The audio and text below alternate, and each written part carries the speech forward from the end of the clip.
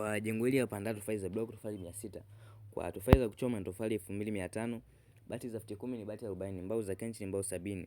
Ni jengo ambalo ni simple na inajieleza kabisa na linajitosheza katika kiwanja kidogo. Jengo hili hapa ni kama unavyoliona linatumia kiwanja kuanzia mita 13 kwa mita 8. Ukiwa na kiwanja hicho jengo hili hapa inafiti vizuri. Ni jengo ambalo ina chumba kimoja cha kulala ambacho chumba hicho ni single bedroom, ina choo cha public na jiko na sebule kubwa. Muonekano wa jengo hili hapa ndio huu hapa ambao unauona hapa, ni muonekano ambao ni wa kisasa na ni muonekano ambao unavutia zaidi. Hii ni picha ya 3D ambayo ni muonekano wa mbele na pia ni ramani ambayo imepauliwa kisasa. Kwa wale ambao mnahitaji ramani za kisasa, tunaandaa ramani kutokana na maelezo yako au kiwanja chako jinsi kilivyo. Ukubwa wa jengo hili hapa ni mita 10 kwa mita 5. Kwa hiyo kwa wale ambao mna viwanja ambavyo vimejifinya au kiwanja chako unakuta ni kirefu hakina upana, upana wake unakuwa ni mdogo, unaweza ukatucheki tukakuandalia ramani kutokana na kiwanja chako jinsi kilivyo.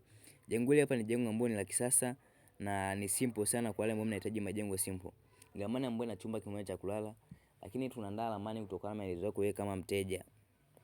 Kwa wale ambao na pia kwa wale ambao mna idea za ramani za nyumba, mnaweza mkatucheki tukawaandalia ramani zenu, na ukiona kama haijakaa sawa unaweza ukatuambia tukafanya mabadiliko au sehemu ambayo imekosea tukakubadilishia ikawa sawa.